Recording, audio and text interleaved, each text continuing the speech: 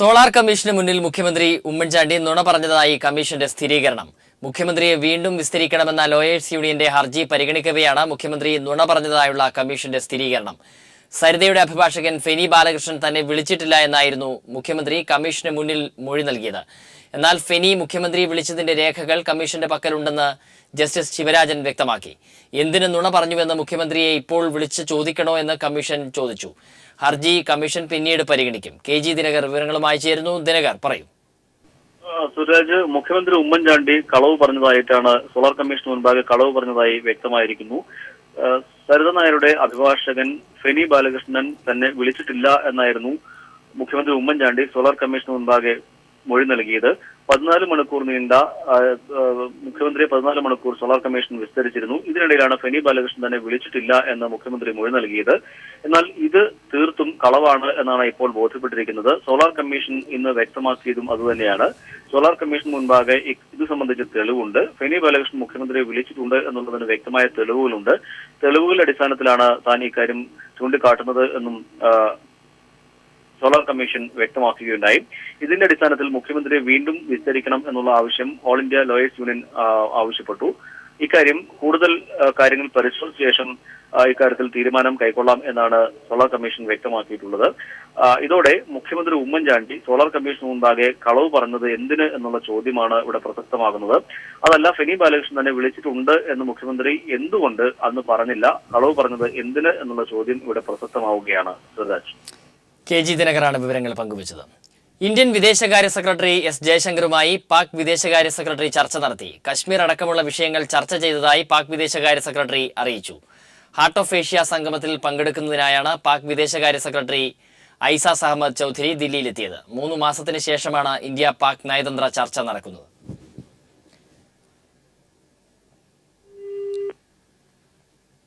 ആറന്മുള മണ്ഡലത്തിൽ തെരഞ്ഞെടുപ്പ് ചട്ടം ലംഘിച്ച് UDF സ്ഥാനാർത്ഥി ശിവദാസൻ നായരുടെ തെരഞ്ഞെടുപ്പ് പ്രചാരണം. പത്തനംതിട്ട നഗരസഭയുടെ ബസ് കാത്തിരിപ്പ് കേന്ദ്രങ്ങളിലാണ് തെരഞ്ഞെടുപ്പ് ചട്ടം ലംഘിച്ച് പ്രചാരണ ബോർഡുകൾ സ്ഥാപിച്ചിരിക്കുന്നത്. ഇതിനെതിരെ ഇടതുപക്ഷം ജില്ലാ കളക്ടർക്ക് പരാതി നൽകി. തെരഞ്ഞെടുപ്പ് പെരുമാറ്റച്ചട്ടം ലംഘിച്ചുകൊണ്ടാണ് ശിവദാസൻ നായർ ആറന്മുളയിൽ പ്രചാരണം നടത്തുന്നത്. പത്തനംതിട്ട നഗരസഭ വിവിധ ഭാഗങ്ങളിൽ സ്ഥാപിച്ച ബസ് കാത്തിരിപ്പ് കേന്ദ്രങ്ങളിലാണ് തെരഞ്ഞെടുപ്പ് പെരുമാറ്റച്ചട്ടം ലംഘിച്ച് പ്രചാരണ ബോർഡുകൾ സ്ഥാപിച്ചിരിക്കുന്നത്. ഇത് തെരഞ്ഞെടുപ്പ് ചട്ടലംഘനത്തിന്റെ നേർക്കാഴ്ചയാണ്. ഇതിനെതിരെ ഇടതുപക്ഷം ജില്ലാ കളക്ടർക്ക് പരാതി നൽകുകയും ചെയ്തിട്ടുണ്ട്. നഗരസഭ ഇത്തരത്തിൽ പരസ്യം വെക്കാൻ ആർക്കും അനുമതി നൽകിയിട്ടില്ലെന്നും ഇത് തെരഞ്ഞെടുപ്പ് പെരുമാറ്റച്ചട്ട ലംഘനത്തിന്റെ പരിധിയിൽ വരുന്നതാണെന്നും കളക്ടർക്ക് നഗരസഭ സെക്രട്ടറി റിപ്പോർട്ട് നൽകിയിട്ടുണ്ട്. നഗരസഭാ സെക്രട്ടറിയുടെ റിപ്പോർട്ടിന്റെ അടിസ്ഥാനത്തിൽ ഇനി ഈ വിഷയത്തിൽ തുടർ നടപടി സ്വീകരിക്കേണ്ടത് പത്തനംതിട്ട ജില്ലാ കളക്ടറാണ്. അതേസമയം ആറന്മുള മണ്ഡലത്തിന്റെ വിവിധ ഭാഗങ്ങളിൽ സ്ഥാപിച്ചിട്ടുള്ള വീണ ജോർജിന്റെ പ്രചരണ ബോർഡുകൾ കഴിഞ്ഞ ദിവസം രാത്രിയോടെ സമൂഹവിരുദ്ധർ നശിപ്പിക്കുകയും ചെയ്തിട്ടുണ്ട്. News bureau, Pathanamthitta. ഈ വർഷത്തെ SSLC പരീക്ഷാഫലം നാളെ പ്രഖ്യാപിക്കും. രാവിലെ 11 മണിക്കാണ് ഫലപ്രഖ്യാപനം. ഇന്ന് ഉച്ചയ്ക്ക് ശേഷം 3 മണിക്ക് ചേരുന്ന SSLC പരീക്ഷാ ബോർഡ് യോഗം ഫലത്തിന് അന്തിമ അംഗീകാരം നൽകും. മാർച്ച് 9 മുതൽ 23 വരെയായി നടന്ന പരീക്ഷയുടെ മൂല്യനിർണ്ണയം ഏപ്രിൽ 1 ആരംഭിച്ച് 16 പൂർത്തിയായിരുന്നു. കഴിഞ്ഞ വർഷത്തെ ഫലപ്രഖ്യാപനത്തിലെ പിഴവുകൾ ആവർത്തിക്കാതിരിക്കാനായി മികവുറ്റ സാങ്കേതിക സംവിധാനമാണ് ഇത്തവണ മൂല്യനിർണ്ണയത്തിന് ഉപയോഗിച്ചത്. ആലപ്പുഴ മുനിസിപ്പൽ ചെയർമാന്റെ അനധികൃത നിലം നികത്തൽ റവന്യൂ പോലീസ് അധികാരികൾ പിടികൂടി. ആലപ്പുഴ ആര്യാട് തെക്ക് പഞ്ചായത്തിന്റെ കീഴിലുള്ള 2.5 ഏക്കർ തണ്ണീർത്തടമാണ് ഭരണ രാഷ്ട്രീയ സ്വാധീനം ഉപയോഗിച്ച് നികത്തിയത്. 2 ലോറിയടക്കമുള്ള സാധനങ്ങൾ പോലീസ് പിടികൂടി. ചെയർമാനെതിരെ നിയമ നടപടി സ്വീകരിക്കുമെന്ന് ജില്ലാ കളക്ടർ അറിയിച്ചു. ആര്യാട് തെക്ക് വില്ലേജിന്റെ കീഴിലുള്ള 2.5 ഏക്കർ തണ്ണീർത്തടമാണ് ആലപ്പുഴ നഗരസഭാ ചെയർമാൻ നികത്തുന്നതായി പരാതി ഉയർന്നത്.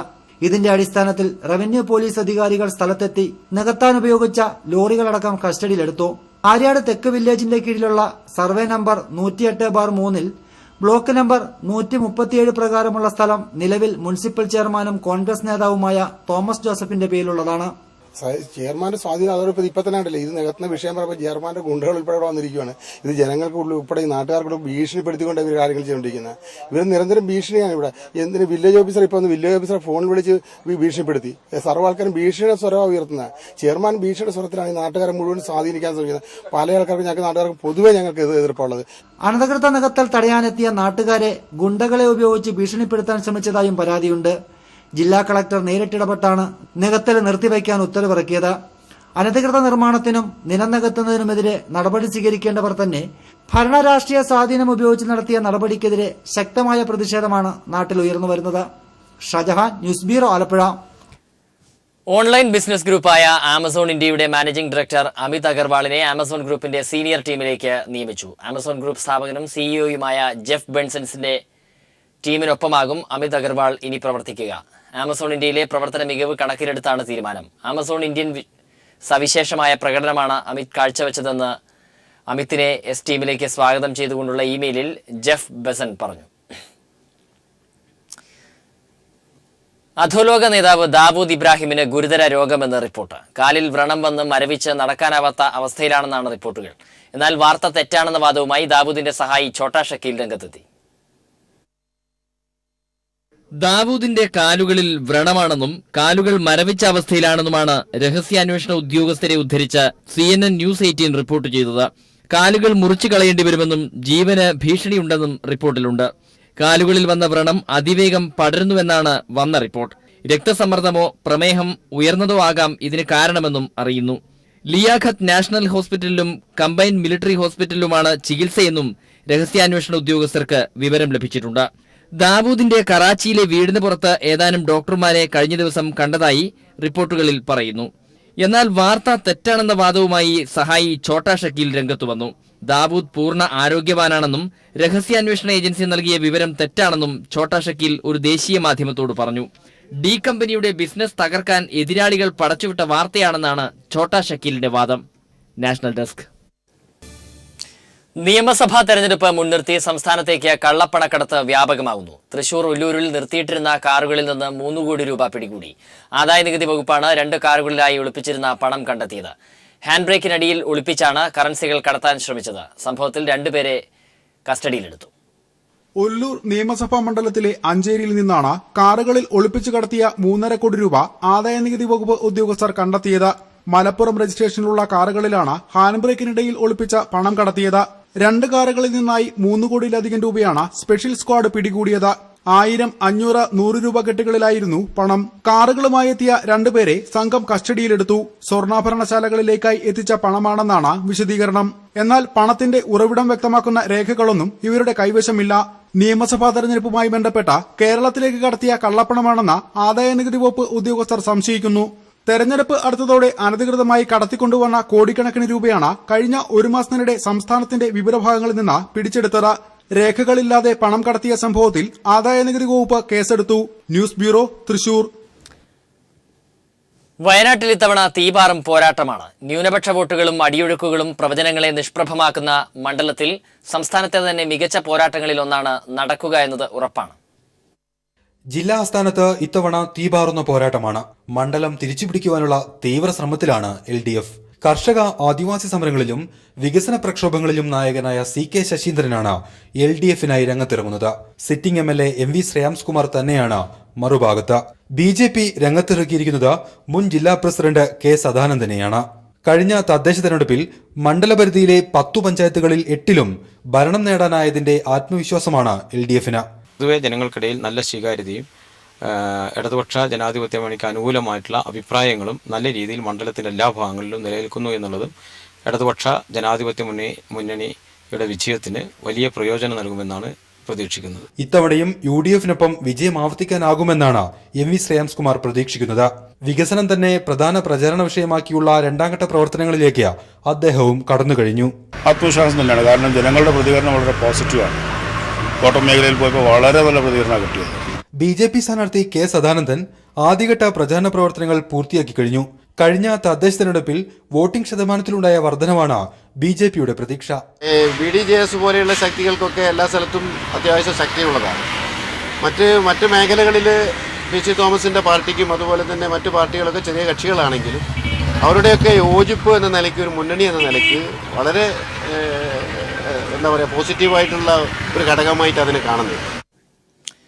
മുന്നണികൾ സ്ഥാനാർത്ഥി നിർണയവും പൂർത്തിയാക്കി 2ാം ഘട്ട തെരഞ്ഞെടുപ്പ് പ്രചാരണവുമായി മുന്നോട്ട് പോവുകയാണ് വൈപ്പിനിൽ. LDFന്റെ സിറ്റിംഗ് സീറ്റായ വൈപ്പിനിൽ എസ് ശർമ്മയെ നേരിടാനൊരുങ്ങുന്ന UDF സ്ഥാനാർത്ഥി KR സുഭാഷിന് വിമതൻ വില്ലനായി മാറിയിരിക്കുന്നതാണ് ഏറ്റവും പുതിയ തെരഞ്ഞെടുപ്പ് വിശേഷം. വിമതനെ മത്സരിപ്പിക്കാൻ ഒരുങ്ങുന്നത് ലത്തീൻ സഭയായതുകൊണ്ട് തന്നെ UDFന്റെ ആശങ്ക വർദ്ധിക്കുകയാണ്. 2011 വടക്കേക്കര മണ്ഡലം പുനർവിഭജിച്ച് വൈപ്പിൻ എന്ന സമ്പൂർണ്ണ ദ്വീപ് മണ്ഡലം ഉണ്ടാക്കുന്നത്. വടക്കേക്കരയിൽ നിന്ന് 4 തവണയും വൈപ്പിനിൽ നിന്ന് ആദ്യവട്ടവും നിയമസഭയിലേക്ക് തിരഞ്ഞെടുക്കപ്പെട്ടത് LDFന്റെ S. ശർമ്മയാണ്. അതുകൊണ്ട് തന്നെ ഇടതുപക്ഷ ജനാധിപത്യ മുന്നണി ഏറെ ആത്മവിശ്വാസത്തോടെയാണ് വൈപ്പിനിലെ മത്സരത്തെ നോക്കിക്കാണുന്നത്. വീണ്ടും തിരഞ്ഞെടുക്കപ്പെടും എന്ന S. ശർമ്മ ഉറപ്പിക്കുന്നതിന് കാരണം മണ്ഡലത്തിൽ നടപ്പിലാക്കിയ വിവിധങ്ങളായ വികസന പദ്ധതികളാണ്. എഡ്യൂക്കേഷനിൽ കേരളത്തിൽ ഒരു സമാനതകളില്ലാത്ത വിധം ബിഗ് പ്രോജക്റ്റാണ് നമ്മൾ കൈകാര്യം ചെയ്തത്. ജനങ്ങളുടെയും സ്ഥാപനങ്ങളുടെയും വ്യക്തികളുടെയും എല്ലാവരുടെയും സഹകരണത്തോടുകൂടി വെളിച്ചം വിദ്യാഭ്യാസ പദ്ധതി എന്നാണ് കൊടുത്തിരിക്കുന്നത്. ചുമരെഴുത്തുകളും ഫ്ലെക്സ് ബോർഡുകളും കൊടിതോരണങ്ങളുമായി തിരഞ്ഞെടുപ്പിന്റെ ആദ്യഘട്ട പ്രചാരണങ്ങൾ പൂർത്തിയാകുമ്പോൾ മണ്ഡലം LDFിൽ നിന്ന് പിടിച്ചെടുക്കാനാകുമെന്ന പ്രതീക്ഷയിലാണ് വലതു ക്യാമ്പ്. ഇതിനായി അവർ കളത്തിലിറക്കിയതാകട്ടെ മുൻ ജില്ലാ പഞ്ചായത്ത് അംഗവും KPCC നിർവാഹക സമിതി അംഗവുമായ KR സുഭാഷിനെയും. ഇപ്രാവശ്യം ആ സീറ്റ് തിരിച്ചു പിടിക്കും എന്നുള്ള വാശിയോടുകൂടി എണ്ണയിട്ട യന്ത്രം പോലെ UDFന്റെ പ്രവർത്തകന്മാർ പ്രവർത്തിക്കുകയാണ്. എന്നാൽ UDFന് കാര്യങ്ങൾ അത്ര കണ്ട് അനുകൂലമല്ല. സ്ഥാനാർത്ഥി നിർണയത്തിന് ഏറെ മുമ്പേ തന്നെ I ഗ്രൂപ്പ് വിഭാഗം കണ്ണുവെച്ച മണ്ഡലമാണ് വൈപ്പിൻ. മണ്ഡലത്തിലെ കിഴക്കൻ ഭാഗത്തെ UDF പ്രവർത്തകരുടെ വികാരം I ഗ്രൂപ്പുകാരനായ അഡ്വക്കേറ്റ് KP ഹരിത സ്ഥാനാർത്ഥിയാകണമെന്നായിരുന്നു. പെരുമ്പാവൂർ മണ്ഡലം I ഗ്രൂപ്പിന് നൽകിയതോടെ വൈപ്പിൻ A ഗ്രൂപ്പുകാരനായ KR സുഭാഷിലെത്തി. I ഗ്രൂപ്പ് പ്രവർത്തകർ ഇതിൽ കടുത്ത അസംതൃപ്തരുമാണ്. 56 മുതൽ 58% വരെ ലത്തീൻ സമുദായാംഗങ്ങളുള്ള വൈപ്പിനിൽ UDF സ്ഥാനാർത്ഥിയായി ലത്തീൻ സമുദായാംഗത്തെ പരിഗണിക്കണമെന്ന് ലത്തീൻ സഭ ആവശ്യപ്പെട്ടിരുന്നെങ്കിലും UDF അത് അവഗണിച്ചു. മാർച്ച് 15 ചേർന്ന കേരള ലാറ്റിൻ കത്തോലിക് അസോസിയേഷൻ യോഗം മണ്ഡലത്തിൽ സ്വതന്ത്ര സ്ഥാനാർത്ഥിയെ മത്സരിപ്പിക്കാനും തീരുമാനിച്ചു. KLCA അതിരൂപത മുൻ പ്രസിഡന്റും വൈപ്പിൻ കരക്കാരനുമായ വിക്ടർ മരക്കാശ്ശേരിയാകും സഭയുടെ സ്ഥാനാർത്ഥിയാകുക. അപ്പോൾ എന്തുകൊണ്ട് കഴിഞ്ഞ പ്രാവശ്യം ഇതൊന്നുമില്ലാതെ ഒരു ക്രിസ്ത്യൻ സ്ഥാനാർത്ഥി ഇല്ലാതെ അവിടെ എന്തുകൊണ്ട് അജയ് തറയിൽ തോറ്റു? അപകടം കൃത്യമായി മണത്ത KPCC അധ്യക്ഷൻ VM സുധീരൻ ആലുവ ഗസ്റ്റ് ഹൌസിൽ സഭാ വക്താക്കളുമായി തിടുക്കത്തിൽ ചർച്ച വിളിച്ചു ചേർത്ത് സ്ഥാനാർത്ഥിയെ പിൻവലിക്കണമെന്ന് അഭ്യർത്ഥിച്ചു. എന്നാൽ സ്ഥാനാർത്ഥിയെ പിൻവലിച്ചുകൊണ്ട് സഭ അനുനയത്തിന് തയ്യാറാകുമോ എന്നത് സംശയമാണ്. ഇടത് വലതു മുന്നണികൾ ധീവരന്മാരെ രംഗത്തിറക്കുമ്പോൾ BJP BDJ സഖ്യത്തിന്റെ NDA മുന്നണി കളത്തിലിറക്കിയിരിക്കുന്നത് കേരള ധീവര മഹാസഭ വർക്കിംഗ് പ്രസിഡന്റ് കൂടിയായ KK വാമലോചനെയാണ്. 1,61,749 വോട്ടുകളുള്ള വൈപ്പിൻ മണ്ഡലത്തിൽ 3,200ഓളം പുതിയ വോട്ടർമാരാണ്. പുതിയ വോട്ടുകൾ തങ്ങളുടെ പെട്ടിയിൽ ഉറപ്പിക്കുന്നതിനുള്ള ശ്രമത്തിലുമാണ് മുന്നണികൾ. മത്സരത്തിൽ തങ്ങളുടെ പ്രാതിനിധ്യം അറിയിക്കുക എന്നുള്ളതിനപ്പുറം NDA മുന്നണിക്ക് വൈപ്പിൻ മണ്ഡലത്തിൽ കാര്യമായി ഒന്നും ചെയ്യാനില്ല. LDFന്റെ സിറ്റിംഗ് സീറ്റ് കൂടിയായ വൈപ്പിൻ മണ്ഡലത്തെ ഏതു വിധേയനെയും തിരിച്ചുപിടിക്കുക എന്ന ലക്ഷ്യവുമായാണ് UDF കളത്തിലിറങ്ങുന്നത്. മാത്രമല്ല മണ്ഡലത്തിലെ കോൺഗ്രസ് ഗ്രൂപ്പ് പോലും UDFന് കടുത്ത തലവേദനയാകുകയാണ്. വൈപ്പിനിൽ നിന്നും അലക്സ് റാം മുഹമ്മദ്. JNU ഉത്തരാഖണ്ഡ് വിഷയങ്ങളിൽ രാജ്യസഭയിൽ ബഹളം. സഭ പലതവണ നിർത്തിവെച്ചു. വിദ്യാർത്ഥികൾക്ക് നേരെ അച്ചടക്ക നടപടിയെടുത്തതിന് പിന്നിൽ രാഷ്ട്രീയമെന്ന് ഇടതുപക്ഷ പാർട്ടികൾ കുറ്റപ്പെടുത്തി. ഇത് കാഴ്ചക്കാരായി നോക്കി നിൽക്കാനാകില്ലെന്ന് യെച്ചൂരി പറഞ്ഞു. അതേസമയം സ്വയംഭരണാവകാശമുള്ള സർവകലാശാല വിദ്യാർത്ഥികൾക്കെതിരെ എടുത്ത നടപടി ചർച്ച ചെയ്യാനാകില്ലെന്ന് കേന്ദ്ര സർക്കാർ അറിയിച്ചു. വിവരങ്ങളുമായി സന്തോഷ് സർലിംഗ് ചേരുന്നു. സന്തോഷ്. സുരാജ്, ഇന്ന് രാജ്യസഭയിൽ JNU ഉത്തരാഖണ്ഡ് വിഷയവും പ്രതിപക്ഷ ബഹളത്തിന് ഇടയാക്കി. JNU ഇടതുപക്ഷമാണ് സഭയിൽ കൊണ്ടുവന്നത്. സർവകലാശാല വിദ്യാർത്ഥികൾക്കെതിരെ കൈക്കൊണ്ട ഈ അച്ചടക്ക നടപടി സഭാ ചോദ്യോത്തരവേള നിർത്തിവെച്ച് അടിയന്തരമായി ചർച്ച ചെയ്യണമെന്ന് ആവശ്യപ്പെട്ട് D. രാജ അടിയന്തര പ്രമേയത്തിന് നോട്ടീസ് നൽകി. എന്നാൽ ഇത് കേന്ദ്ര സർക്കാർ അംഗീകരിച്ചില്ല. സ്വയംഭരണാവകാശമുള്ള ഒരു സർവകലാശാല വിദ്യാർത്ഥികൾക്കെതിരെ എടുക്കുന്ന അച്ചടക്ക നടപടി പാർലമെന്റിൽ ചർച്ച ചെയ്യാനാകില്ല എന്നായിരുന്നു കേന്ദ്ര സർക്കാരിന്റെ നിലപാട്. ഇത് പ്രതിപക്ഷ ബഹളത്തിന് ഏറെ ഇടയാക്കുകയും ചെയ്തു. വിദ്യാർത്ഥികൾക്ക് പിന്നിൽ നടപടിയെടുത്തതിന് പിന്നിൽ രാഷ്ട്രീയമുണ്ടെന്ന് സീതാറാം യെച്ചൂരി കുറ്റപ്പെടുത്തി. ഇക്കാര്യത്തിൽ കാഴ്ചക്കാരായി പാർലമെന്റ് നോക്കി നിൽക്കാനാകില്ല എന്നും അദ്ദേഹം വ്യക്തമാക്കി. കോൺഗ്രസും BSPയും ഇക്കാര്യത്തിൽ ഇടതുപക്ഷത്തിന് പിന്തുണയുമായി രംഗത്തെത്തുകയും ചെയ്തു. ഇതിന് പിന്നാലെ ഉത്തരാഖണ്ഡ് വിഷയം കോൺഗ്രസ് ഉയർത്തി. ജനാധിപത്യത്തെ കൊല്ലുകയാണ് NDA സർക്കാർ ചെയ്യുന്നതെന്നായിരുന്നു കോൺഗ്രസിന്റെ ആരോപണം. അരുൺ ജെയ്റ്റ്ലി ഇക്കാര്യത്തിൽ മറുപടി പറഞ്ഞു. 67 അംഗങ്ങളിൽ 35 പേരും കോൺഗ്രസിനെതിരെ വോട്ട് ചെയ്തിട്ട് പോലും കോൺഗ്രസ് നിയോഗിച്ച സ്പീക്കർ ഇക്കാര്യത്തിൽ ജനാധിപത്യ വിരുദ്ധമായ തീരുമാനമാണ് കൈക്കൊണ്ടത്. അതുകൊണ്ടാണ് അവിടെ രാഷ്ട്രപതി ഭരണം ഏർപ്പെടുത്തേണ്ടി വന്നതെന്നായിരുന്നു അരുൺ ജെയ്റ്റ്ലിയുടെ പ്രസ്താവന. ഇത് കോൺഗ്രസിലേറെ ബഹളമുണ്ടാക്കി. കോൺഗ്രസ് അംഗങ്ങൾ മുദ്രാവാക്യം വിളികളുമായി സഭയുടെ നടുത്തളത്തിലിറങ്ങി. ഇതേ തുടർന്ന് സഭാ നടപടികൾ നടത്തിക്കൊണ്ടുപോകാൻ കഴിയാത്തൊരു സാഹചര്യത്തിൽ 2 മണിവരെ ഇപ്പോൾ നിർത്തിവെച്ചിരിക്കുകയാണ്. സുരാജ്. സന്തോഷ് സർലിംഗാണ് വിവരങ്ങൾ പങ്കുവച്ചത്. കൊച്ചി നഗരത്തിലെ പുല്ലേപ്പടിയിൽ 10 വയസ്സുകാരനെ കുത്തിക്കൊന്നു. പുല്ലേപ്പടി സ്വദേശി റിച്ചി ജോണാണ് മരിച്ചത്. സംഭവത്തിൽ അയൽക്കാരനായ പുല്ലേപ്പടി സ്വദേശി അജി ദേവസ്യ പോലീസ് പിടിയിലായി. ഇയാൾക്ക് മാനസിക അസ്വാസ്ഥ്യമുണ്ടെന്ന് പോലീസ് അറിയിച്ചു. രാവിലെ 7 മണിയോടെയാണ് നാടിനെ നടുക്കിയ അരുംകൊല നടന്നത്. വീടിന് സമീപമുള്ള കടയിൽ നിന്നും പാല് വാങ്ങി മടങ്ങുകയായിരുന്നു കൊല്ലപ്പെട്ട 10 വയസ്സുകാരൻ റിച്ചി ജോൺ. അയൽവാസിയായ അജി കുട്ടിയെ അടുത്തേക്ക് വിളിച്ചു വരുത്തി ചേർത്ത് നിർത്തി കഴുത്തിൽ തുടരെ കുത്തുകയായിരുന്നു. കുട്ടിയുടെ കഴുത്തിൽ 17 കുത്തുകളേറ്റു. കുത്തേറ്റ് വീണ കുട്ടിയെ മാതാപിതാക്കൾ തന്നെയാണ് ആശുപത്രിയിലെത്തിച്ചത്. ആശുപത്രിയിൽ എത്തും മുമ്പേ ജീവൻ നഷ്ടപ്പെട്ടിരുന്നു. ക്രൂരമായ കൊലപാതകം നടത്തിയ അജി കുട്ടിയുടെ അയൽവാസിയാണ്. മാനസിക രോഗിയാണെന്ന് സംശയിക്കുന്നതായി പോലീസ് പറഞ്ഞു. എന്നാൽ ഇയാൾ മയക്കുമരുന്നിന് അടിമയാണെന്നും മുൻപും അക്രമ സ്വഭാവം പ്രകടിപ്പിച്ചിട്ടുണ്ടെന്നും പ്രദേശവാസികൾ പറയുന്നു. കൈകൊണ്ട് ഇങ്ങനെ കെട്ടിപ്പിടിച്ചപ്പോൾ നമ്മൾ സ്വാഭാവികമായിട്ട് നമ്മൾ വിചാരിക്കുന്നത് സ്നേഹപൂർവ്വം പിടിക്കുന്ന പോലെയാണ് എനിക്ക് തോന്നിയത്. അത് കഴിഞ്ഞിട്ട് ഈ കൊച്ചു മറിഞ്ഞ് താഴേക്ക് വീണ് കഴിഞ്ഞ് പിന്നെ ഇങ്ങനെ നോക്കിയപ്പോൾ ഇവൻ കുത്തണതായിട്ടാണത്. കുത്തണതായിട്ട് കണ്ടപ്പോഴാണ് ഇവൻ കുത്തണയുള്ളതെന്നൊരു ഇങ്ങനെ തോന്നിയത്. വേഗം ഞാൻ ഒച്ചയെടുത്തപ്പോൾ ആ സമയം ഇതുകൊണ്ട് ആരും അങ്ങനെ പുറത്തുണ്ടായിരുന്നില്ല. കൊലയ്ക്ക് പിന്നിൽ മുൻവൈരാഗ്യമുണ്ടോ എന്ന് പോലീസ് അന്വേഷിക്കുന്നുണ്ട്. പ്രതിക്കെതിരെ കൊല്ലപ്പെട്ട കുട്ടിയുടെ അമ്മ പോലീസിൽ പരാതി നൽകിയിരുന്നു. ഇതിനെ തുടർന്ന് ഇയാളെ പോലീസ് മാനസികാരോഗ്യ കേന്ദ്രത്തിൽ ചികിത്സയ്ക്ക് അയച്ചെങ്കിലും അടുത്തിടെ വീട്ടിൽ മടങ്ങിയെത്തി. പ്രതിയെ വിശദമായി ചോദ്യം ചെയ്യുമെന്നും കൊലപാതക കാരണം സംബന്ധിച്ച് വിശദമായ അന്വേഷണം നടത്തുമെന്നും city police commissioner MP Dinesh പറഞ്ഞു. പുറത്ത് പോയിട്ടെന്ന് പറഞ്ഞെങ്കിൽ ചെറിയ വീട്ടിലേക്കുള്ള അത്യാവശ്യ ഗ്രോസറീസ് മേടിച്ച് വരുന്ന സമയത്ത് പെട്ടെന്ന് പുള്ളിയെ വട്ടം ചുറ്റി ഈ ചെറിയ കുട്ടീനെ മാരകമായിട്ട് കുത്തുകയാണെന്നുള്ളതാണ് മനസ്സിലാക്കിയത്. കുട്ടിയുടെ മൃതദേഹം ജനറൽ ആശുപത്രിയിൽ പോസ്റ്റ്മോർട്ടത്തിന് ശേഷം ബന്ധുക്കൾക്ക് വിട്ടുകൊടുത്തു. അരുംകൊലയുടെ ഞെട്ടലിലാണ് പ്രദേശവാസികൾ. News bureau, Kochi. കോഴിക്കോട് സൗത്തിൽ മന്ത്രി MK മുനീറിനെതിരെ ഇന്ത്യ വിഷൻ ജീവനക്കാരൻ രംഗത്ത്. MK മുനീർ ചെയർമാനായ ഇന്ത്യ വിഷൻ പൂട്ടി 100 കണക്കിന് തൊഴിലാളികളെ പട്ടിണിക്കിട്ട നടപടിക്കെതിരായ പ്രതിഷേധത്തിന്റെ ഭാഗമായാണ് ഇന്ത്യ വിഷൻ ജീവനക്കാരുടെ കൂട്ടായ്മയുടെ പേരിൽ മുൻ ഡ്രൈവർ മത്സരരംഗത്തെത്തിയിരിക്കുന്നത്. ചൂട് പിടിച്ച പോരാട്ടം നടക്കുന്ന കോഴിക്കോട് സൗത്ത് മണ്ഡലത്തിലാണ് UDF സ്ഥാനാർത്ഥിയായ മന്ത്രി MK മുനീറിനെ പ്രതിസന്ധിയിലാക്കി ഇന്ത്യ വിഷൻ ജീവനക്കാരനായ സാജൻ മത്സരരംഗത്തെത്തിയിരിക്കുന്നത്. MK മുനീർ ചെയർമാനായ ഇന്ത്യ വിഷൻ ചാനലിന്റെ തുടക്കം മുതൽ കോഴിക്കോട് പുതിയങ്ങാടി സ്വദേശിയായ സാജൻ ഡ്രൈവറായി ജോലി ചെയ്തിരുന്നു. ജീവനക്കാർക്ക് ശമ്പള കുടിശ്ശികയോ മറ്റ് ആനുകൂല്യങ്ങളോ നഷ്ടപരിഹാരമോ നൽകാതെ മാസങ്ങൾക്ക് മുമ്പ് അറിയിപ്പൊന്നുമില്ലാതെ ചാനൽ അടച്ചുപൂട്ടി. 100 കണക്കിന് ജീവനക്കാരെയും കുടുംബാംഗങ്ങളെയും പട്ടിണിക്കിട്ട ശേഷം നല്ല കോഴിക്കോട്ടുകാരൻ എന്ന പേരിൽ വോട്ട് തേടുന്ന MK മുനീറിന്റെ യഥാർത്ഥ മുഖം ജനങ്ങൾക്കിടയിൽ തുറന്നു കാണിക്കാനാണ് മത്സരരംഗത്തെത്തുന്നതെന്ന് സാജൻ. മുനീറിന്റെ കപടമുഖം ജനങ്ങളിൽ തിരിച്ചു കാണിക്കുക എന്നുള്ള ഒരു ലക്ഷ്യത്തോടു കൂടിയാണ് ഈ മത്സരരംഗത്തേക്ക് വന്നിട്ടുള്ളത്. ഇന്ത്യ വിഷനിലെ മുഴുവൻ തൊഴിലാളികളും പിന്തുണ പ്രഖ്യാപിച്ചിട്ടുണ്ട്. മുനീർ നല്ല കോഴിക്കോട്ടുകാരൻ എന്ന് പറഞ്ഞ് മത്സരിക്കുമ്പോൾ അദ്ദേഹത്തിൻ്റെ ആ പുഞ്ചിരി കപടമാണ് എന്നുള്ളതാണ് ഞങ്ങൾക്ക് ജനങ്ങളിലേക്ക് എത്തിക്കാനുള്ള സന്ദേശം. അടുത്ത ദിവസം തന്നെ സാജൻ കോഴിക്കോട് സൗത്തിൽ സ്ഥാനാർത്ഥിയായി പത്രിക സമർപ്പിക്കും. ചാനൽ അടച്ചുപൂട്ടിയതോടെ ജോലി നഷ്ടപ്പെട്ട ജീവനക്കാരാണ് സാജന് കെട്ടിവെക്കാനുള്ള പണം പിരിച്ചെടുത്ത് നൽകുന്നത്. തൊഴിൽ നഷ്ടപ്പെട്ട ജീവനക്കാരും കുടുംബാംഗങ്ങളും സാജന് വേണ്ടി വോട്ട് തേടി വരും ദിവസങ്ങളിൽ മണ്ഡലത്തിലുടനീളം പ്രചാരണ പ്രവർത്തനങ്ങൾ നടത്തും. News bureau, Kozhikode.